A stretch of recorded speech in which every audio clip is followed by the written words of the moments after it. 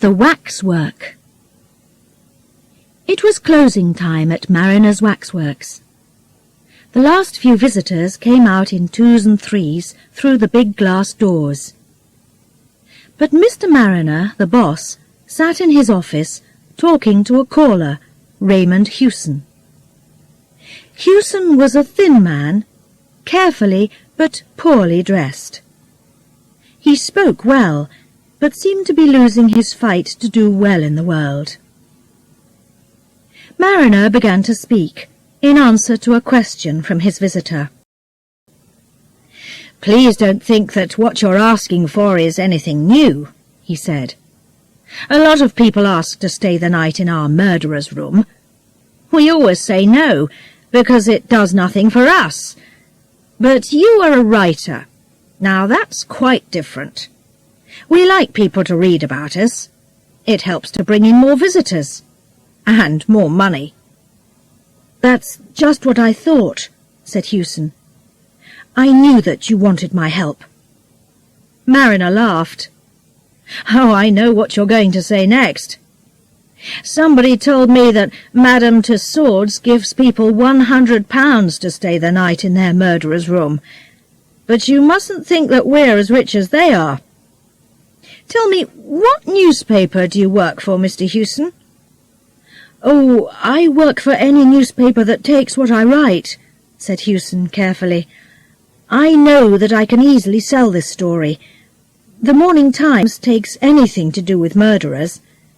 Just think, a night with Mariner's murderers. Every newspaper is going to want that." Mariner thought for a minute. "Very well, Mr. Hewson. Let's say this. If your story comes out in the Morning Times, there's £5 waiting for you here the next day. But please understand, it's not easy, what you want to do. I know all about our waxworks, you see. I walk past them hundreds of times every day. But spend a night down there with all those figures? No, thank you." "Why not?" asked Hewson. "It's difficult to say. I don't like the idea, that's all. You're not going to have an easy night, you know." Hewson knew that only too well, but he smiled, not wanting to show his feelings. He remembered his wife and family. He must work hard because of them. They had not got much money left this month. He must not lose this lucky opening. That newspaper was going to pay him well for this story. And then there was the £5 from Mariner, too. Perhaps if he wrote a good story, the newspaper had more work to give him. But he must do this story well first.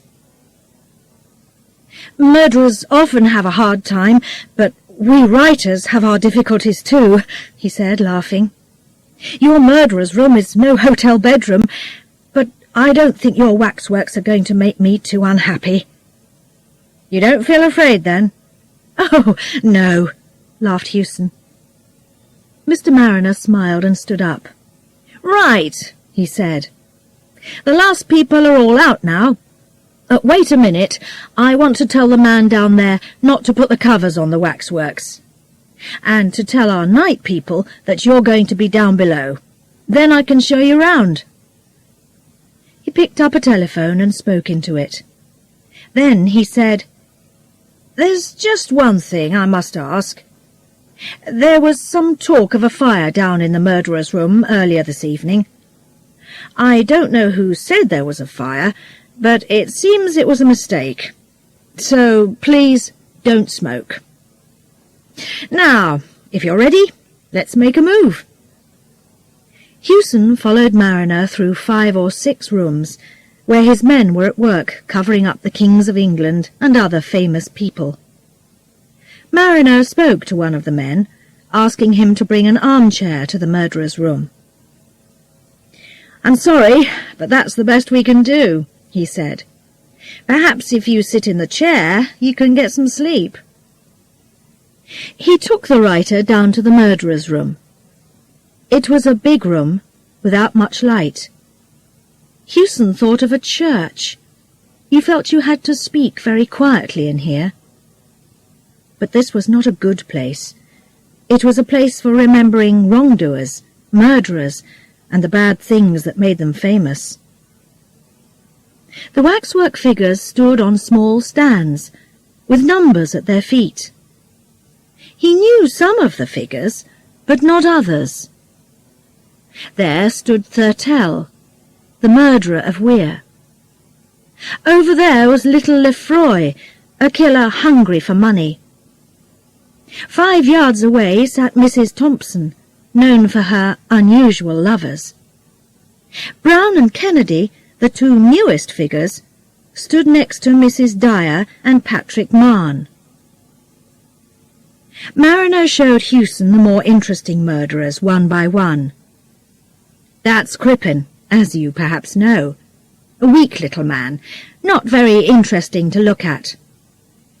There's old Vac here. You can tell him by all that hair on his face.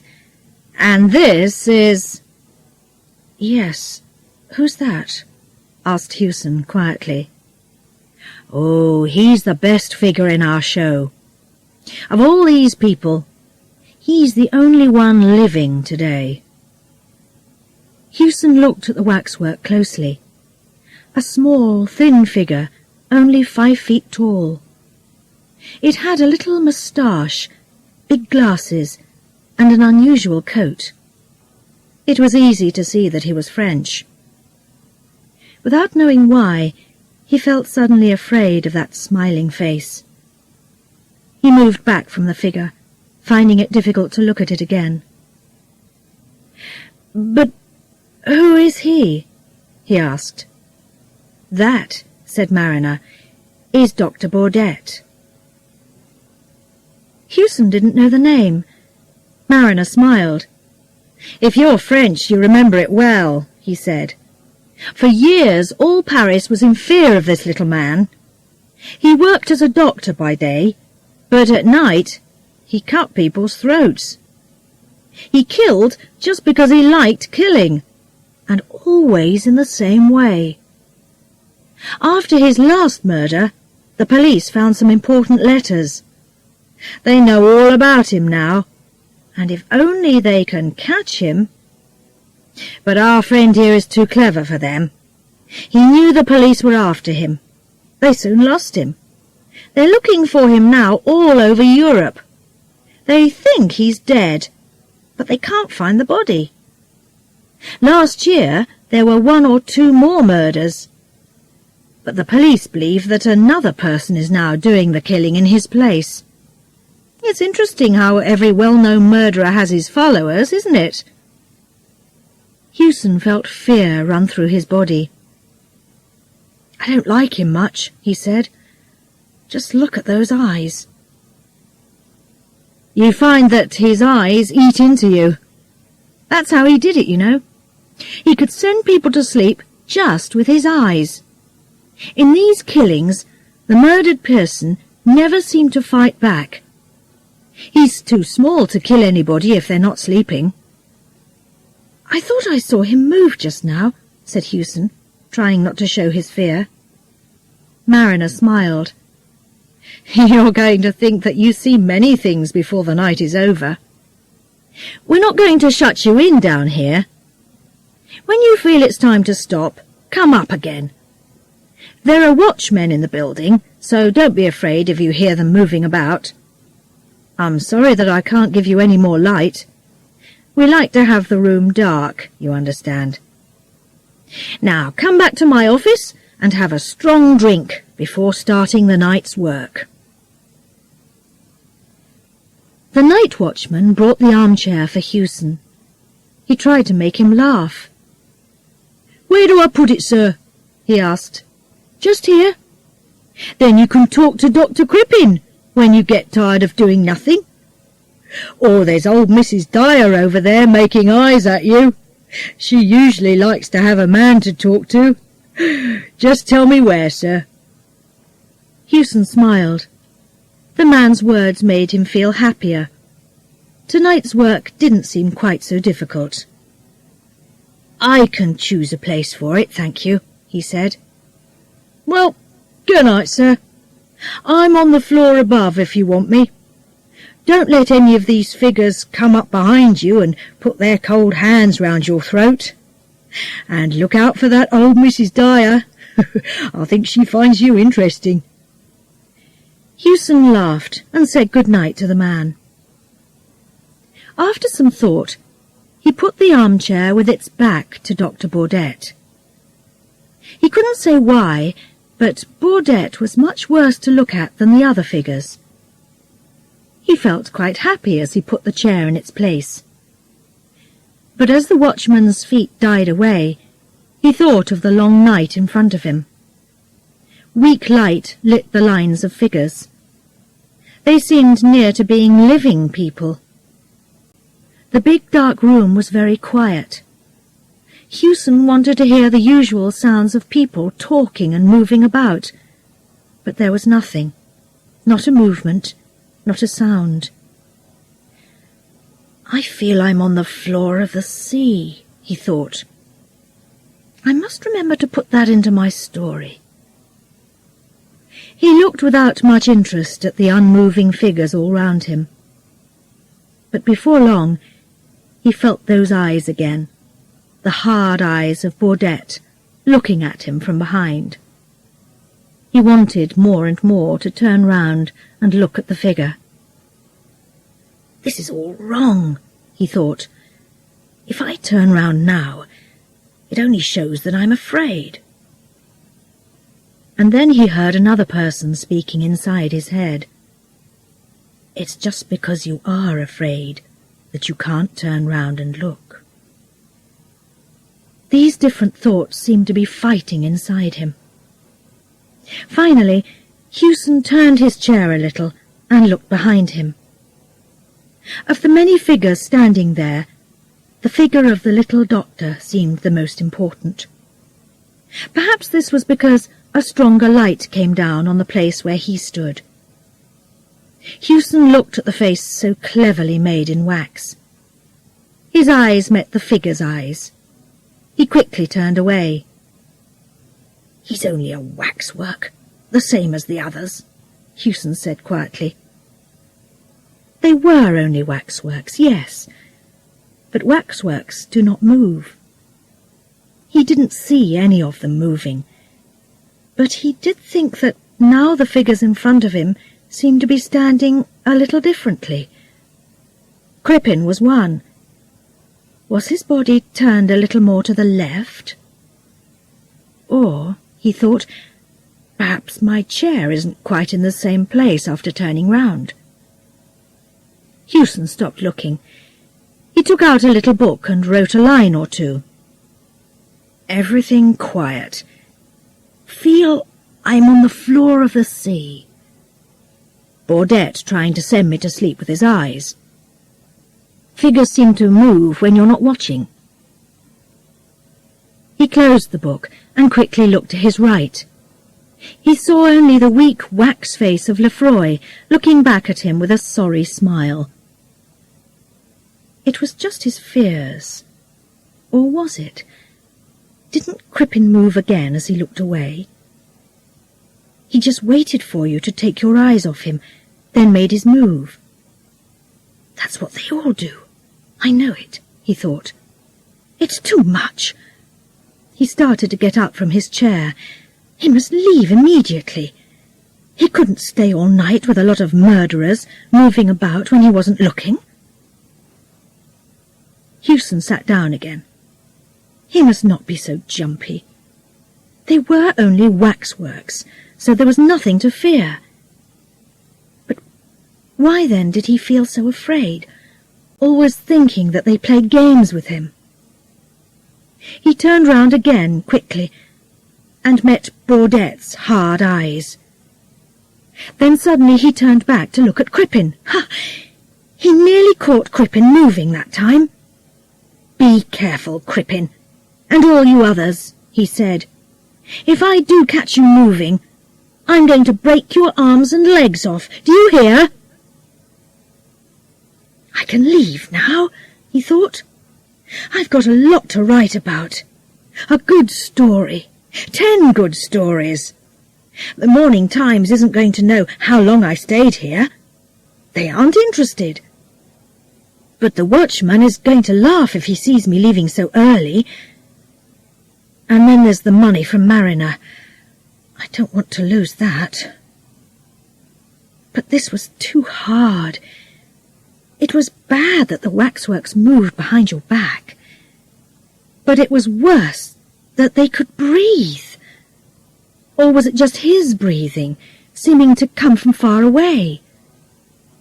These figures seemed to be doing what children do in a lesson, talking, laughing and playing when the person giving the lesson turns his back. There I go again, he thought. I must think about other things. I'm Raymond Hewson. I live and breathe. These figures round me aren't living. They can't move and speak as I can. They're only made of wax. They just stand there for old ladies and little boys to look at. He began to feel better again. He tried to remember a good story a friend told him last week. He remembered some of it, but not all. He had the feeling that Baudette's eyes were on him again. He must have a look. He half turned and then pulled his chair right round. Now they were face to face.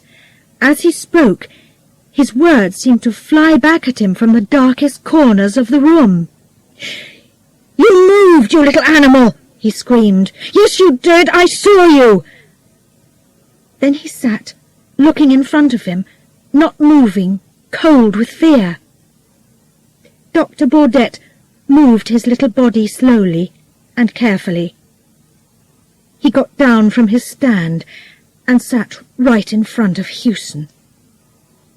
Then he smiled and said in good English, "Good evening. I did not know that I was going to have a friend here tonight. Then I heard you and Mariner talking. You cannot move or speak now until I tell you. But you can hear me quite easily, I know. Something tells me that you are, let's say, a little afraid of me. Make no mistake, sir. I am not one of these poor dead figures suddenly turned into a living thing. Oh, no. I am Dr. Baudette in person." He stopped and moved his legs. "I am sorry, but my arms and legs are quite tired. I don't want to take up your time with my uninteresting story. I can just say that some unusual happenings brought me to England. I was near this building this evening when I saw a policeman looking at me too closely. I thought perhaps he wanted to ask me some difficult questions, so I quickly came in here with all the other visitors. Then I had a very good idea. I told somebody that I saw smoke. Everybody ran out into the street, thinking there was a fire. I stayed here. I undressed that figure of me, put on its coat, and quickly put the figure at the back of the room, where nobody could see it. Then I took its place here on the stand. I must say that I had a very tiring evening. But luckily the people didn't watch me all the time. I could breathe sometimes and move my arms and legs a little. What Mariner said about me was not very nice, you know. But he was right about one thing. I am not dead. It's important that the world thinks I am. What he said about my doings is mostly right, too. Most people, you know, collect something or other. Some collect books, some collect money, others collect pictures or train tickets, and me, I collect throats. He stopped talking for a minute and looked at Hewson's throat carefully. He did not seem to think it was a very good one. "I'm happy you came tonight," he went on. "You mustn't think that I don't want you here. It was difficult for me to do any interesting collecting over the last few months, so now I'm happy to go back to my usual work." "I'm sorry to see that your throat is a little thin, sir. Perhaps that is not a nice thing to say, but I like men with big throats best. Big, thick, red throats." He took something from his coat, looked at it closely, and ran it across his wet finger. Then he moved it slowly up and down over his open hand. "This is a little French razor," he said quietly. "Perhaps you know them. They do not cut very far into the throat, but they cut very cleanly, I find. In just a minute I am going to show you how well they cut. But first I must ask the question that I always ask. Is the razor to your liking, sir?" He stood up, small and very dangerous. He walked over to Houston as slowly and quietly as a cat going after a bird. "Please be so good as to put your head back a little. Thank you. And now a little more. Just a little more. Ah, thank you. That's right, monsieur. Thank you. Thank you." At one end of the room is a small window. In the daytime it gives a weak light. After the sun comes up, this new light makes the room seem sadder and dirtier than before. The waxwork figures stand in their places with unseeing eyes. Soon the visitors are going to arrive. They are going to walk round, looking at this figure or that.